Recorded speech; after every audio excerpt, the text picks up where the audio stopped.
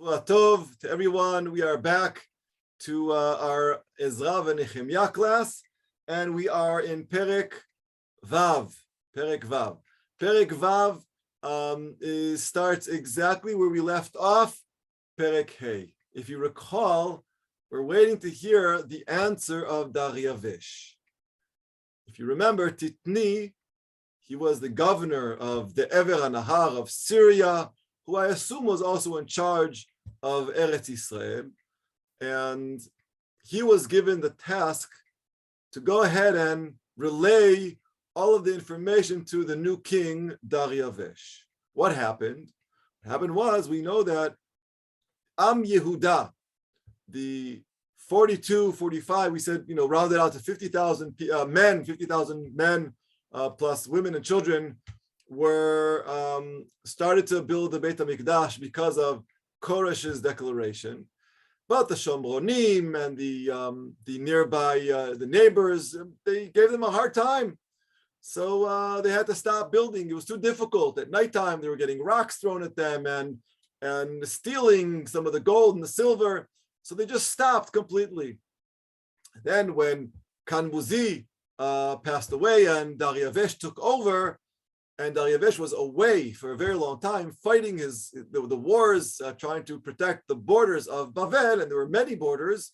So what happened was, very simply, is that little Israel didn't really matter to him so much, I assume. So the people in Yerushalayim said, this is the perfect opportunity to continue building, and they did. But then again, all of a sudden, the governor and obviously the Samaritans, the Shomronim and others started complaining again.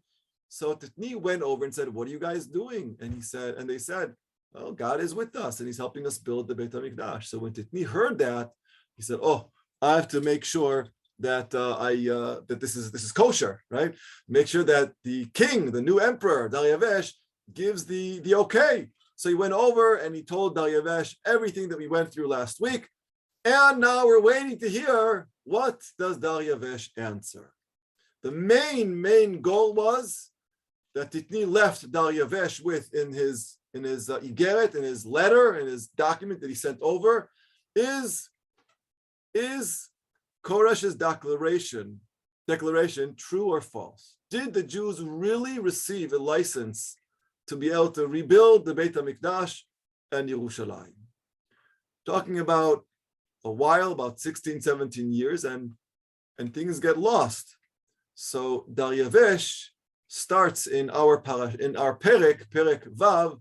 He obviously has been looking and searching to find the scroll, to find the evidence that Koresh, Cyrus, really did give our ancestors, Am Yehuda, the ability and the license to go ahead and rebuild the Beit HaMikdash and Yerushalayim. So we start today's Perek awaiting the answer. What does Daryavish answer Titni? So, as I said, I'm going to share my screen with the Hebrew text. Again, most of the Hebrew that I have here is from Da'at Mikra. A couple of changes just to make it a little easier to understand.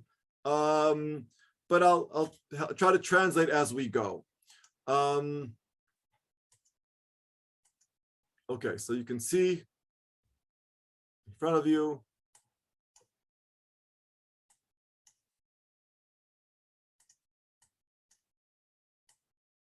Okay, so it's really written in Aramaic.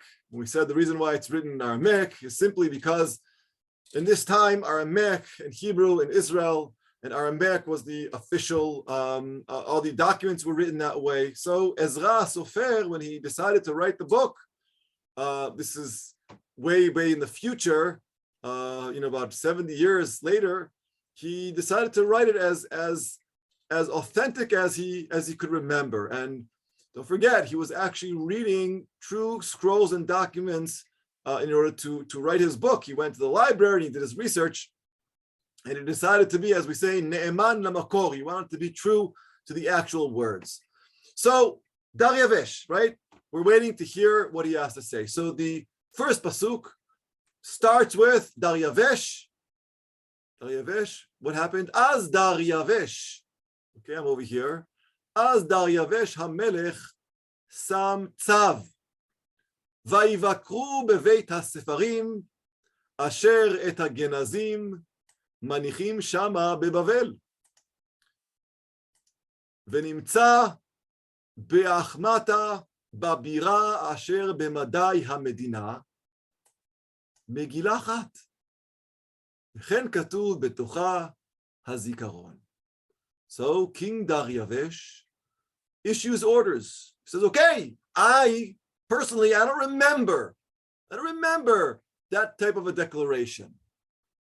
So he issues an order to go and search for this type of a scroll, an igeret, bebeit asfarim, in the library. So they had libraries. They were very, very, there's a lot of order in the Persian Empire, and they had libraries across all over the place. And he said, okay, we need to search in all the libraries to see if there's evidence to this declaration of Koresh. And they go ahead and they searched all over Bavel. And all of a sudden, in the city called Achmata, in one of the capitals of Madai HaMedina, which means it's not even in the capital of Bavel, right? In the province of Madai, all of a sudden they found a scroll containing the following of the Hatzah, the record. So first, I just want to tell you that, we, the Jews, we always think we're in the center of everything. We do. We think we're in the center. Israel is so important, and it is, of course it is. But I think sometimes we think our worth is more than it really is in the world, as far as the world politics. Because right here, we were like saying to ourselves, there's a declaration that Koresh, but a king, Daryavesh, said, I don't know, maybe there was, maybe there wasn't. I have to go see. I have to check it out. And they find the scroll not even in the main library of Bavel. They found it somewhere obscure in the capital of Madai, one scroll. And in that one scroll, as we're going to see in a minute, is the declaration of Koresh, which means it was so unimportant to the Babylon, to the empire, to the Bavel Empire. So not important, because Israel is tiny. Not even Israel. I mean, Israel is tiny, and even more so, Yerushalayim is even smaller. And it wasn't Yerushalayim that we have today with, 450, 500,000 people. It was this tiny, tiny area of Ir Atika, because they weren't living yet outside of the walls. It was very dangerous. There were a couple of cities outside, but they were living in other areas. We're talking about Ir Atika. It's not very big. And the building of the Beit HaMikdash is so unimportant because during this time in pagan worship, there were thousands of temples all over the place. So this is just another temple by an obscure people called Jews. And how many Jews are there already? Not so many. So we see from the get-go that as far as Daryavesh is concerned, this is a matter that's not so important to him. He couldn't even find it in the main library. He had to search all over the place. But we'll see in a minute that the fact that he didn't give up, that Daryavesh didn't give up searching for it, and you could have just said, okay, I can't find it in the main library, right? How many of us, when we were younger, or maybe even nowadays, we try to look for something, trying to look for a book or something. We go to Amazon.com, we go to, well, at the time, Barnes & Noble or a book depository, and we say, okay, we want to find a book, and we can't find it there, okay, fine, it probably doesn't exist. Yeah, but if you really cared, you'd search all over the place. You'd go to the local library. Maybe they have here. Maybe you'll ask the matnas, right? That's what he did. He could have given up at any time, but he didn't. So even though it was so unimportant as far as the kingdom, the empire, the Babylonian Empire, well, the Assyrian, Persian Empire, even though it's so not important to the Persian Empire, to him personally, to Daryavesh personally, he wanted to make sure that when he was asked something, that he does his due diligence. He makes sure that he follows through. That's important for us to realize when it comes to these things. And so he issues orders. The royal records should be that are kept in Bavel, but they only found it finally in Achmeta. Now, regarding this search, this obviously is a direct response to the request made by Tatnai. And as we discussed when we learned Perek Hey. And like I said before, the fact that it was found in Achmeta indicates to us that they really, really had to search hard. It wasn't just, telling his messages, okay, to go find, to see if you find some kind of declaration, but he made them really, really search hard, right? And they found it, not in the capital of Bavel, but in some kind of capital of Paras Umadai. And this is an exact answer to Tatni in the beginning. And we can only assume that maybe this is what Ezra said. If you recall, when we were learning in Perek Hey, we said when Tatni asked the Zekenim in Yerushalayim, he said to them, who gave you permission to start building, right? They just started building. And if you remember, they said, Elokim, Ayin Elokim, God's eye is on us. So we see here that Hashem is helping, because at any point, Daryavesh could have said, forget it, I can't find it in the main library, I'm not even going to look for it. But the fact that he kept on searching means that God really is with Am Yisrael, right? Something in that order. It would have just been so much, I'm just thinking of myself, it would be so much easier just to give up, right? To give up. How many times do you remember when you had kids at home and you were looking for a bear, or you're looking for a basketball, or looking for something like, you looked a little bit, you can't find it, okay, I guess we don't have it, we can't find it, you just move on. It was so easy for Daryavesh to say, I can't find it, because as it is, Yerushalayim was so unimportant to him at this point. But we'll see, maybe it was more important, a little bit more than we think, because of the loyalty and because of where it is in relationship to Egypt, right? But either way, we have to say that really the fact that Daryavesh gave a tzav to go ahead and look for it really, really means something positive. So that's really the introduction to our Perek, and we have to be very thankful to Daryavesh. He was the, I guess, second most powerful king after Koresh in the Persian Empire, and we have to thank him for really, taking it seriously. When a king, when he's involved in so many wars, could have very, very easily said, no, I don't have time for you. Similar to some of the superpowers today, they'll say they don't have time for little Israel. I don't have time for your little games. I don't have time for what's going on in the conflict. I have bigger fish to fry. So that's very important to note. So let's now move to the actual scroll, the actual declaration that he found. Now, I'm just going to note that what we see in front of us here is I wrote here Kfi shematza Daryavesh, and we're going to see very, very soon. I'll share my screen with another picture that I made, which is the differences between the original declaration by Koresh himself that is written in Hebrew by Ezra Nechemya. I guess he had in front of him the actual declaration. He actually wrote it or translated it. And the one that Daryavesh is saying that he found. So I put it in purple to make a difference between the parts of the Perek. So, Bishnat achat leKoresh HaMelech. Koresh HaMelech sam tzav. Right? So, in the first year of the reign of King Koresh, he commanded something. What did he command? Beit Elohim asher b'Yerushalayim habayit yibaneh. Boom, right? So it's true. There actually was a declaration that Koresh said that he's allowing us to build Yerushalayim, to build the Beit HaMikdash in Yerushalayim. What is this place? Mekom asher zovchim zvachim v'yisodav mukamim rumo amot shishim rochbo amot shishim. Rochbo amot shishim. Rumo is the height. Rumot amot shishim. It's the height is 60 amot. Give or take, an amma is a cubit. In feet, it's about a foot and a half. So 90 feet high. Rochbo, the width, is also 60 amot, which is about 90 feet as well. Right? So this Beit HaMikdash that was declared that we can go ahead and build by Koresh even gives us the exact measurements. And then even gives us more than that. In this scroll that they found in Achmata, right?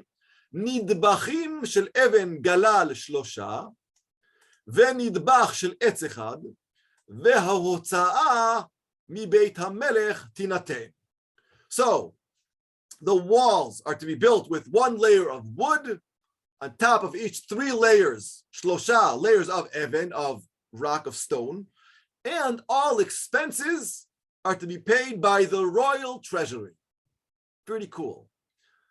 Continuing, ve'af klei beit ha'elohim shel zahav v'chesef asher Nebuchadnezzar hotzi min ha'hichal asher b'Yerushalayim vehovi leBavel yashivu v'yelech lahichal asher b'Yerushalayim limkomo v'taniach bebeit ha'elohim. Also the gold and the silver and all the utensils, the clay Beit HaMikdash, which HaMelech Nebuchadnezzar brought to Bavel after he destroyed the Beit HaMikdash in Yerushalayim, now they are to be returned to their proper place. Pretty cool, right? He's saying it doesn't belong outside of Yerushalayim. It belongs in Beit Hashem.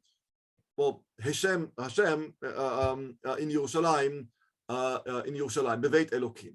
So that's basically the declaration that was found. That is exactly, and then starting Pasuk Vav is going to be the answer Daryavesh now gives over to Tatnai, to go ahead and relay the message back to the Israel. So I'm going to stop sharing for a minute. So I can see people. So ma bemet koreh po? What's really happening here? So according to the text, Koresh found Daryavesh found Koresh's decree, the declaration, and he basically says that in the first year of Koresh, the emperor, the king, he commanded for us go ahead and build the Beit HaMikdash, etc., etc., etc. Now, this decree that we just read, that we originally read in Perek Aleph, is similar but different. Okay, I'm going to share my screen to put side by side the Hatzhara, the declaration that we read together in Hebrew in Perek Aleph, and the new one we just read in Aramaic that is now translated into Hebrew, but originally in the Sefer, in the book, is really given to us in Aramaic. So let me just here. Okay, so you all see, you all should see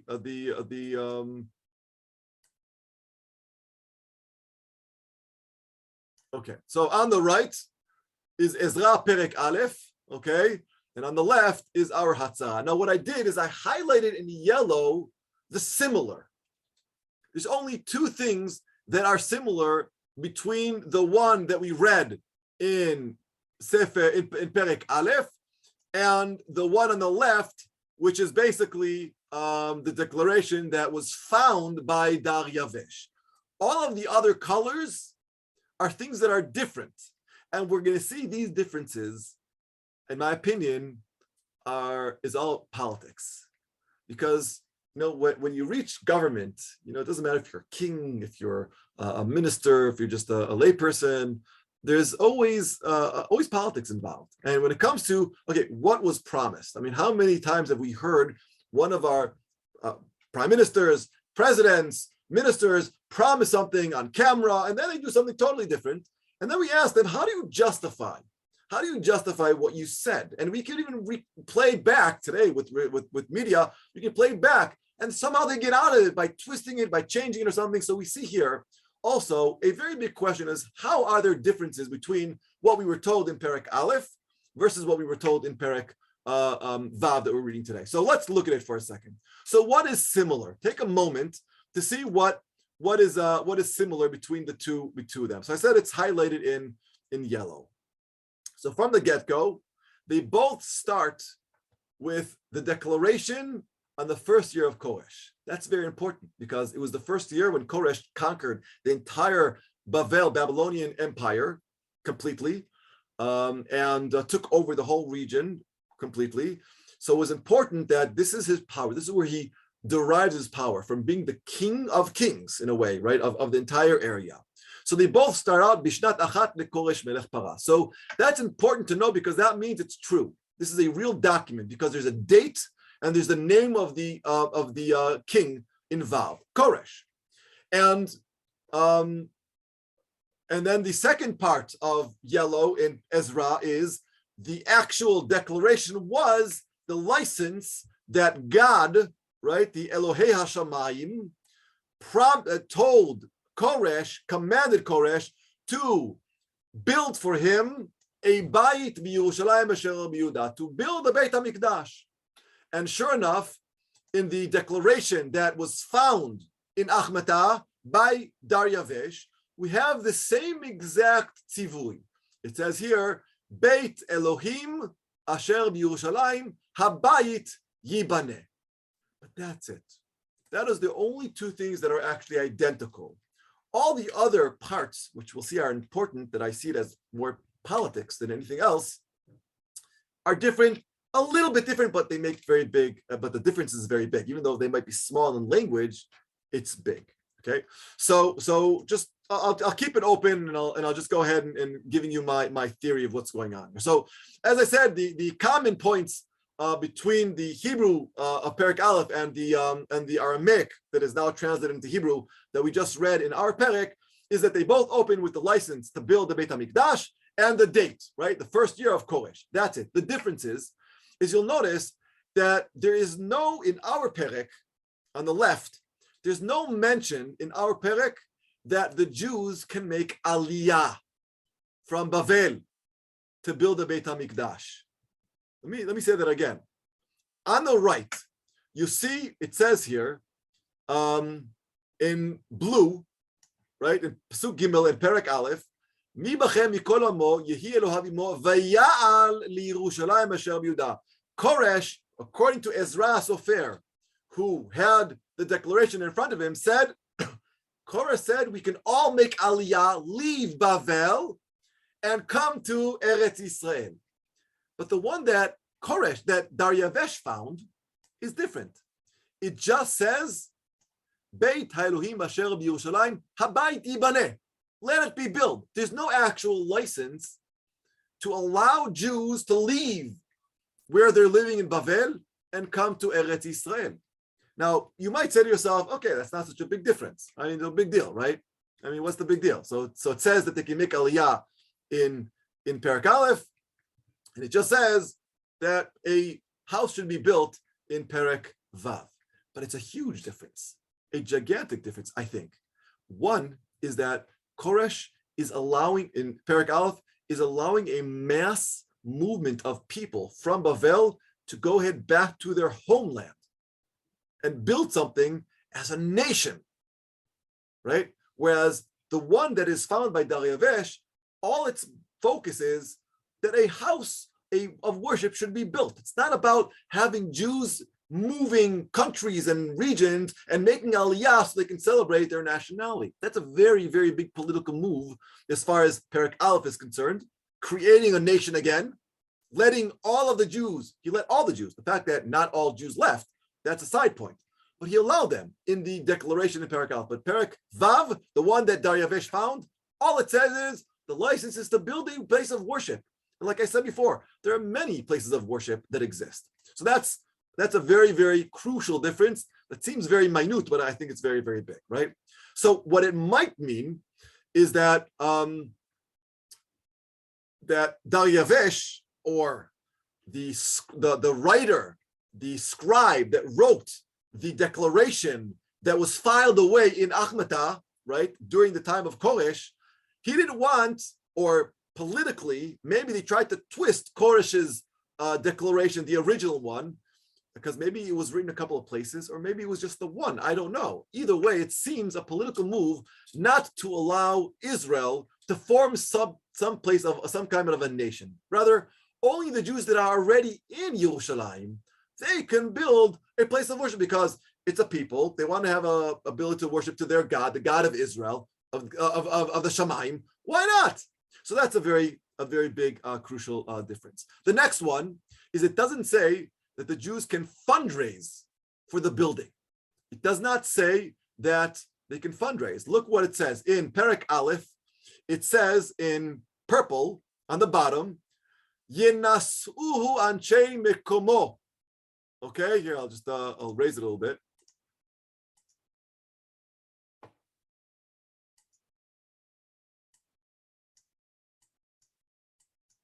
Right, I'm over here. It says in Perek Aleph, "Yinasuhu anshei mekomo bechesed ubezahav uberechush ubemema im nedavar labeit Elohim asher b'Yerushalayim." So basically, in Perek Aleph, Koresh was giving us the ability to go fundraise and talk to the nations around him, telling to them that they must help out. Whereas in our Perek Vav, it doesn't say. It says something different. It says that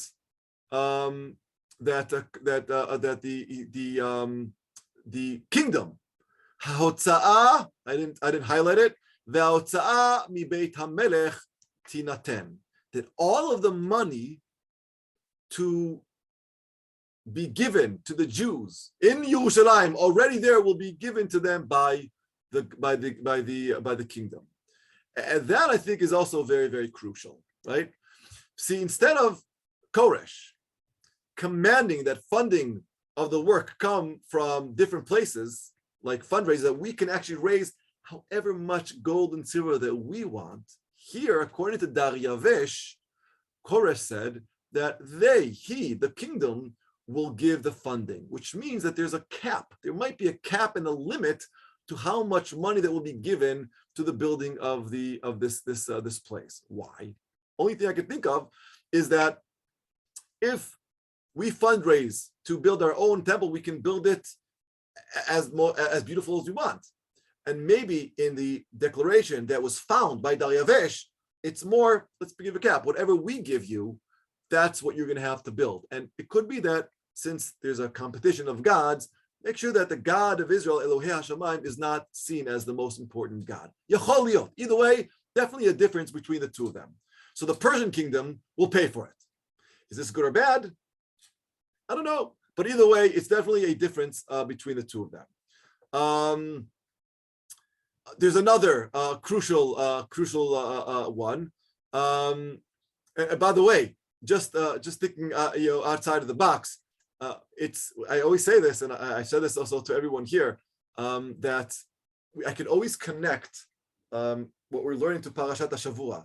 In Parashat HaShavua, we just read in Parashat Vayakel that Ish asher yidvenu libo, that anybody who wants to give, however much they want to give from themselves, they can give, and that's important for Am Yisrael, right? It's so important that that we can give. Everyone can give however much they want to give, and the reason why we give towards the Mishkan, and it has to come from the people, so that it belongs to the people, right? Which means that. So here's another issue: is that if according to Ezra Aleph, we were able to fundraise and we were able to give however much we wanted to give, then in a way it belongs to us, to the Jewish people. But according to the declaration found by Daryavesh in our Perek Vav, if it's given by the kingdom, by the treasury, it means that it doesn't really belong to us. It might belong to them, to the empire, which means that though we might be using the temple for our own worship to our own God, the essence of ownership, it belongs to the Persian Empire. So again, a small difference, but huge when it comes to looking at the bigger picture and connecting it also to our Parashat HaShavua. The third difference is that the declaration mentions that the Beit HaMikdash is meant for sacrifices. That's in our Perek, right? It says in green, Mekom asher zovchim zevachim v'yesodav mukamim, right? So maybe it was seen in the declaration found in our Perek Vav, just another place of worship, as I mentioned before, not necessarily a place that would eventually mean a center of a Jewish nation, a religious practice. So that also is very different. In the declaration that we see in Perek Aleph, it just says a beit, what does it say? It says a bait le'elohim, bait v'Yerushalayim asher b'Yehuda, which could also mean a ma'oz, a center of Judaism. Whereas in our Perek Vav, it's just a place of worship to sacrifice, which means it's not a center of anything. So it seems to me politically that the differences are, we want to diminish the importance of the Beit HaMikdash. We want to diminish the importance of what the Jews want to do in Yerushalayim compared to what Ezra claimed the major Hatzhara, the declaration of Koresh, was all about. It was about a mass Aliyah from Babylon, Bavel, to Yerushalayim, creating in a way a nation, although not said that explicitly, but that's really what it means. So I think there's a main difference between the two, and maybe that's why the scroll was found in some kind of obscure library in Achmata, because they were hiding the actual declaration given by Koresh or in the main Babylon cities. Again, it's a question of, I think, politics. Another one is that the Klei HaMikdash, the utensils and the articles taken by Nebuchadnezzar, Melech Bavel, should be returned to the Jews for the Beit HaMikdash. That's in our Perek Vav, right? We don't have that on the right-hand side. We don't have that with the Ezra Perek Aleph. And again, because Perek Aleph is all about creating a center for Jews. It's not only about Beit Hashem, it's also about Beit Hashem. So the Klei HaMikdash is small.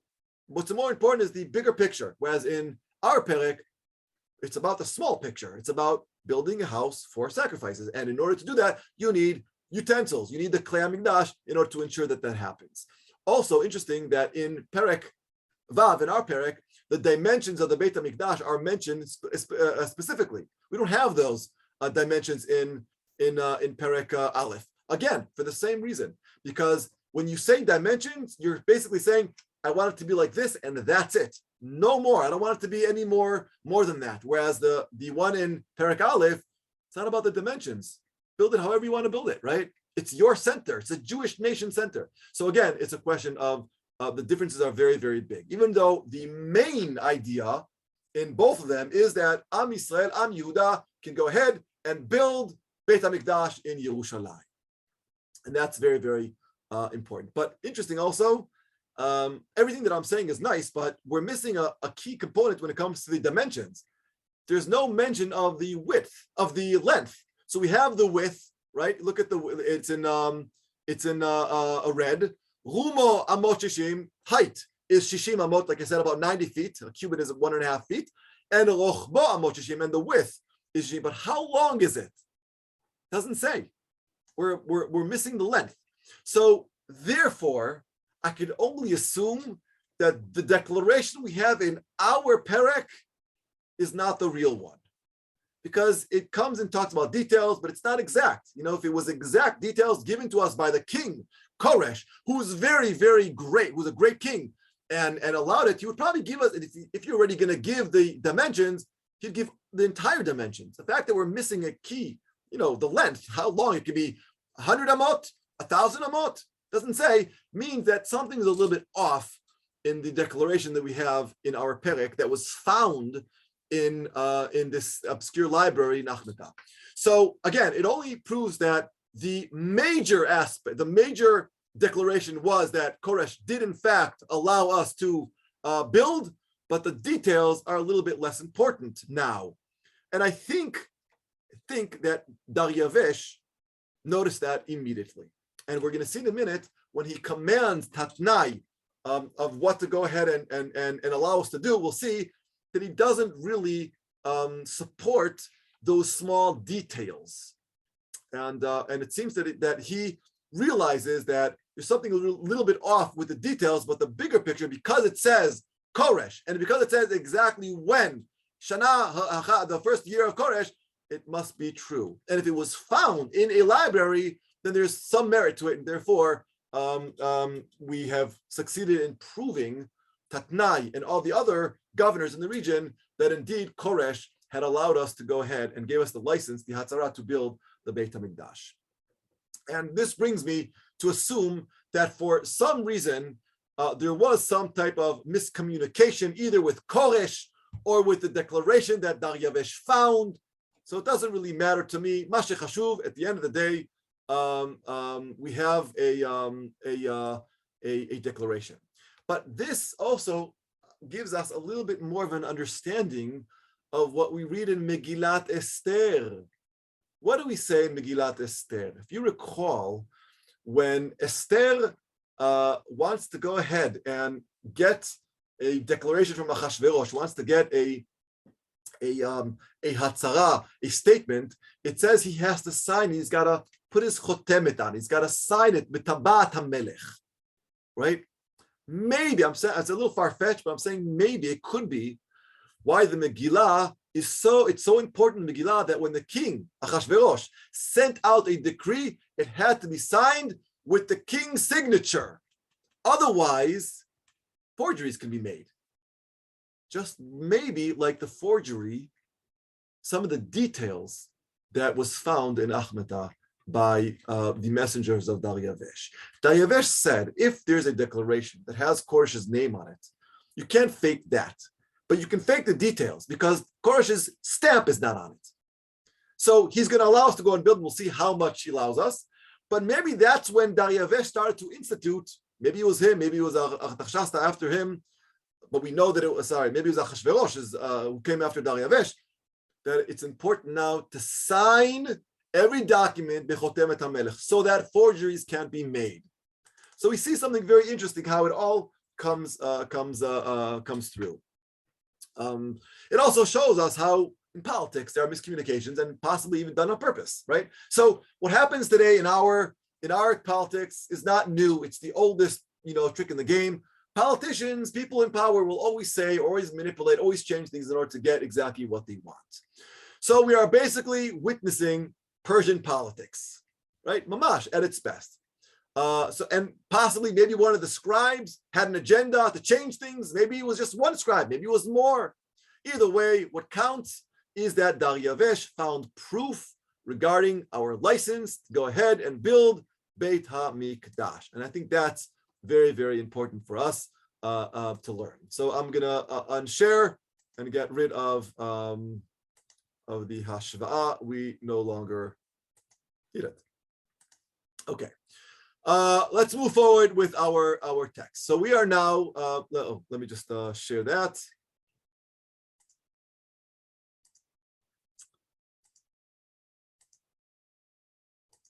Okay, so we are now in Greek.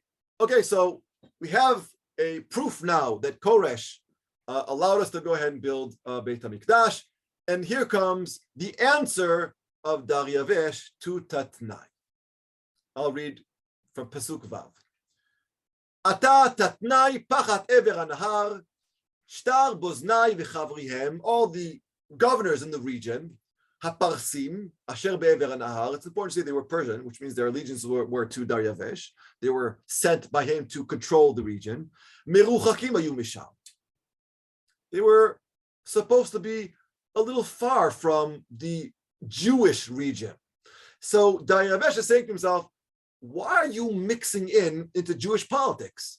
You're supposed to be be'ever hanahar. You're supposed to be here on the other side of the Nahar, of the Euphrates, right? Why are you so close to the Jewish region? Zerubbabel, Shesh Betzal, right? We discussed that. He's the Facha, he's the governor there. And he says in Pasuk Zayin, Hanichu le'avodat Beit HaElohim hazeh. Pachat HaYehudim ve'leziknei HaYehudim. Beit Elohim ze yivnu al mekomo. Beautiful, right? So the king says to Tatnai, the governor in all the west of the Euphrates, across the river, to Boznai and other, he says to them, stay away from their Beit Mikdash, from their work. You're not even supposed to be around. Why are you putting your nose in business that doesn't belong to you? Mamash politics that we're seeing here. And he says to them, don't interfere. Hanichu le'avodat, over here, right? Hanichu le'avodat Beit HaElohim. Don't interfere with its construction.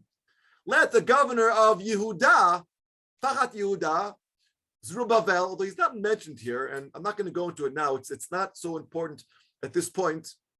He's mentioned in the previous perek. He's not mentioned here, but I'm gonna say, in my opinion, Tachat Yehuda is really talking about Zerubbabel. Although there are some that say that Zerubbabel was fired from his position because of a messianic desire.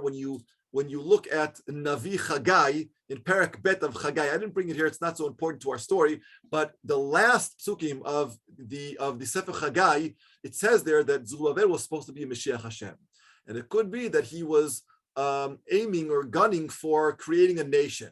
And maybe the Jews didn't want, according to some Parshanim, the Jews did not want to create havoc now within the nation of Persia, that they kind of like let him go. There are some people that say that. I disagree completely. Pachat Yehuda, I think, is Mavel here. Either way, Li'inyanenu, Daryavesh says, leave him alone, to Tatnai and all these other governors who asked him whether or not they're allowed to continue the work. Leave them alone. Let them, the Jewish leaders, build their Beit Mikdash, their temple, right, wherever it stood before. Yivnu al mekomo, exactly where it's supposed to be. So from the get-go, Daryavesh is saying, look, okay, I get it, the details, I understand, but Begadol, the picture is, let them build the Beit HaMikdash. Koresh already said is okay. I believe the scroll. His name is on it. Maybe it's not signed, but I believe it. Nobody would use Koresh's name in vain. The details, maybe it was changed a little bit, but Begadol, they're not even supposed to be there. So why are you bothering them? Let them go ahead. And here comes the greatest of them all. Pasuk Chet. Halavai, we would have a superpower today that would be as caring to us as Daryavesh was. And then he goes in Pasuk Chet and it says like this: Umimeni husam tzav. Now I'm going to command what I want to happen in Yehuda. La'asher ta'asu im ziknei Yehudim ha'ele livnot et Beit ha'Elohim hazeh uminichsei hamelech shematat ever hanahar bimeheira ha'hotza'at tihyeh nitenet le'anashim ha'ele asher lo levatel. I'm going to continue reading one more pasuk. Uma shehem tzrichim, uvnei bakar ve'elim ukvasim le'olot le'elohei hashamayim, chitim, melach, yain v'shemen, kema'amar hakohanim asher b'Yerushalayim, yehi nitan lahem yom beyom belo mishke. So he says, don't interfere. And he commands, I hereby command that you help them. You put your nose in their business. You're not even supposed to be there. Now I'm commanding you not only to put your nose there, but to actually help them rebuild it. All of their expenses are to be paid promptly out of the royal funds. But here's the inner politics of the Persian Empire. What does it mean, the royal funds? Royal funds, you'd assume that Daryavesh has a bank account. And in the bank account, he's got all the money that belonged to the kingdom. And from there, he's going to take money. He's going to do a big withdrawal and give it over to the Jews, like he said.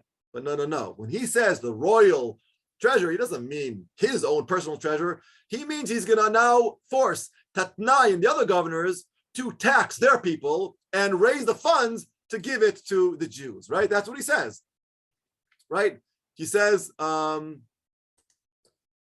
ההוצאה תהיה ניתנת לאנשים האלה אשר לא לבטל, ומה שצריכים, you give. What they need, you, Tatnai, all the people that are the Be'ever Nahar, I want you to be able to go ahead and tax the West, the Ever Nahar, so that the work is not interrupted.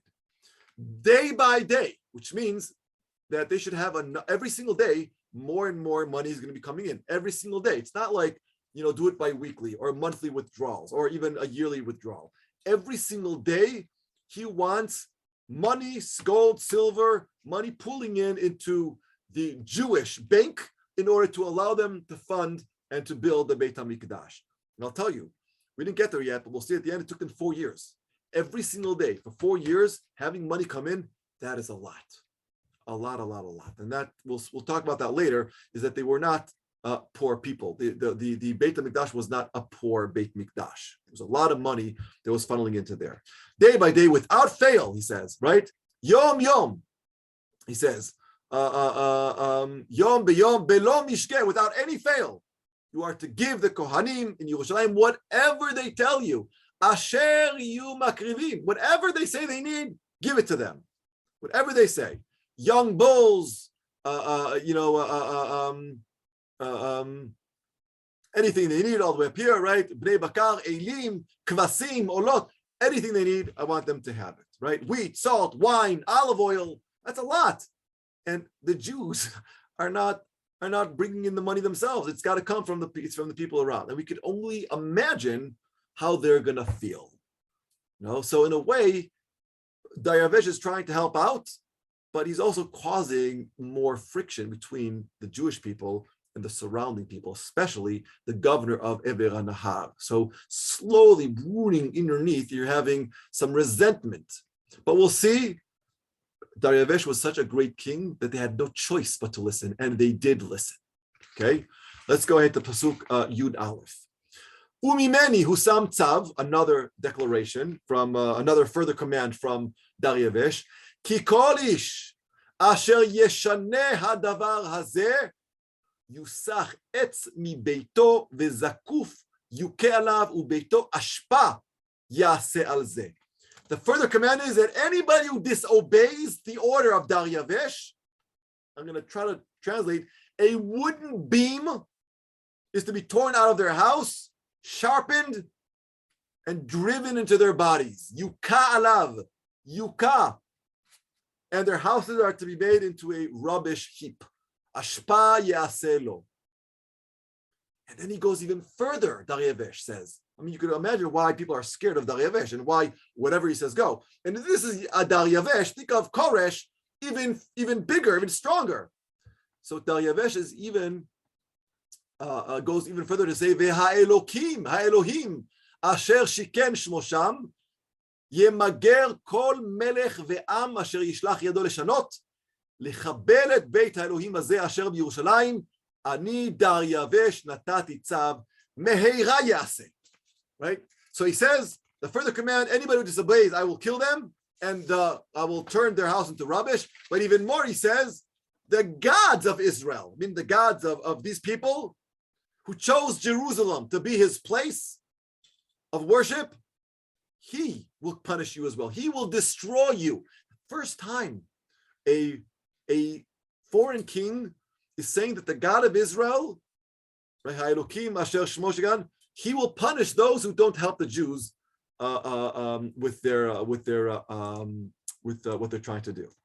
That's amazing. This is truly an amazing declaration, amazing tzav coming from Dariavesh. He's a great friend of Israel, but like all politics, by forcing the surrounding nations to give us money, that is always going to be a sore subject. And later on, we'll see how that plays. But just a little bit, I want to discuss a little bit of what, to go a little bit more deeper before we end. Dariavesh jumps right in. Literally, he goes right in and he discusses his command to Tatnai, allowing the work of the Jewish people to go ahead and build the Beit HaMikdash without any interruption, to build it upon the old foundations, which means, it's mamash allowing us to rebuild Kmo shetzarich, based on the prior decree of Koresh. Dariavesh goes ahead and further gives commandments to have the Beit HaMikdash built. Although, like I said before, the taxes are coming in from the regions beyond. And I think Dariavesh, though, even though he's a great fund, he did what all politicians do. He put the burden of the funding on the other people instead of having it come out of his own pocket, because Sachakol, every great king needs power, and power is money. So the more money you have, the more powerful you are. But also, like I said before, I think he's also limiting the type of Beit HaMikdash that we can build, because he knows that if we would fundraise, we would bring in more. If other people have to give who are not Jewish, who are not interested in us building a Beit HaMikdash in the first place, they're not going to give a lot. Therefore, his decree was to give it every single day. He's very smart, right? He wants to make sure that it comes in and it doesn't stop, so that he doesn't get any more complaints. Whatever they need it, day by day, as I said. But in return, of course, we're going to see later on, the Jewish people must pray for the success of Dariavesh. So it doesn't come without promises from the Jewish people. Politicians will be politicians. He wants something in return. So we'll see Dariavesh. We won't see that now, but Dariavesh decreed a pretty severe punishment for those who disobeyed the violation, because he wanted to make sure that they really follow through. And Dariavesh is not to be trifled with.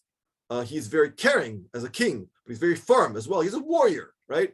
So if you were Tatnai, I'll ask you, if you were Tatnai, how would you react to such a clear answer from your king regarding the Jewish people, right? So not only that, but I would say you were just commanded to tax your own people.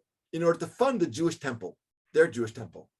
So this firmness of Daryavesh, this conviction, this letter that he commands Tatnai and the others, he knows exactly what he's asking Tatnai to do. He knows exactly what he's asking of a Tatnai to do. Daryavesh seems also to bring God into the mix. Rabot, can I just, sorry to interrupt you, but Rashi in Chagai Perek Aleph brings down Midrash Vayikra Rabbah that Daryavesh was Esther's son. He was the son that Esther and Achashverosh had together, according to the Midrash Rabbah, and maybe that's why he was so good to the Jews. So we discussed, thank you, but we discussed the differences of timeline. We went through the timeline that we're following, which means that it's true that Midrash says it, and I brought that in the first introduction, but what we're following is what historically we know today to be the facts based on all the tablets that we found, which is Koresh, Kanbuzi, and Daryavesh. After Daryavesh is Achashverosh, and then Artaxshasta. That's the timeline we're following. But le'inyanenu, ma shechashuv is that we're learning a little bit about Persian politics and how they maneuver and how people were really afraid of their governments and how Daryavesh really helped out. And that's something that that we see. We, unfortunately, the Jewish nation has always been on the beck and call of these superpowers and their the licenses that they give us to build. Without talking about Chagai's Chaya Melachina, we will when we go into the actual building of the Beit HaMikdash, and next week we'll see the Chanukat Beit HaMikdash, and we'll see for the first time since Churban Beit HaMikdash, or possibly even before that, Chagiga of Chag Pesach, which is so cool because we're entering Chodesh Adar, and then a month after that we have Pesach, and here we are. We're going to be learning also about the first Pesach that Am Yisrael are Chogeg once they have the Beit HaMikdash Hasheni built. But Be'ezrat Hashem, that will be next week. Bli neder. So Shavua Tov, everyone, and have a wonderful week and stay healthy.